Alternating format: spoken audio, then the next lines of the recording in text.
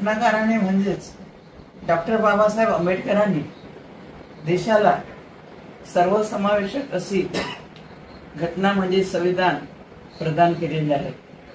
लोक म्हणजे व्यक्ती ह्यावर केंद्रबिंदू ठेवून डॉक्टर बाबासाहेब आंबेडकरांनी ही घटना देशाला सुपूर्द केलेली आहे.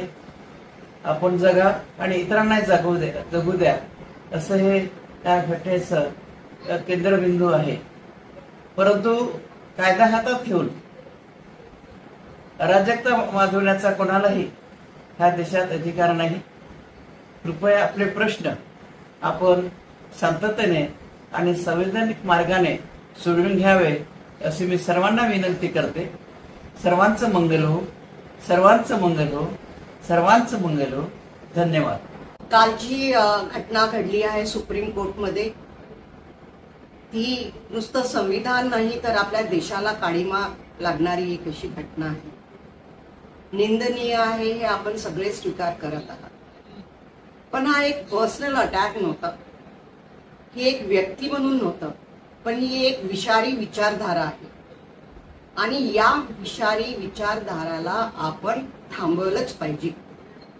दिस काइंड ऑफ अनकॉन्स्टिट्युशनल बिहेवियर, मग ते कोणीही असो, कॉन्स्टिट्यूशनच्या विरुद्ध जर कोणी वागत असेल तर त्याच्यावर आपण ऍक्शन घेतलीच पाहिजे आणि सगळ्यांनी त्याचा निषेध केलाच पाहिजे. जे आपण सगळे करत आहोत याच्यावरून लक्षात येत आहे की ते अगदी नॉलेजेबल आणि जागरूक आहे आणि ही जागरूकता आपण कायम ठेवली पाहिजे.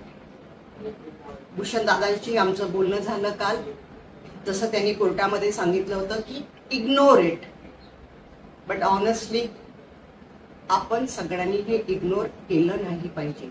हा त्यांचा मोठेपणा आहे की त्यांनी ते इग्नोर करायला सांगितलं आहे. But this kind of misbehaviour हे जर आपण इथे थांबवलं नाही तर मग पुढची जी काही पिढी आहे ती आपल्याला कधी माफ करणार नाही. सगळ्यांना आईने सांगितल्याप्रमाणे अगदी शांततेने आणि कॉन्स्टिट्यूशन लेवलवरच याचा निषेध झाला पाहिजे.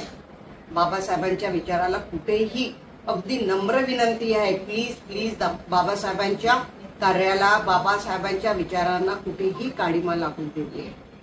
जय भीम, नमो बुद्धाय.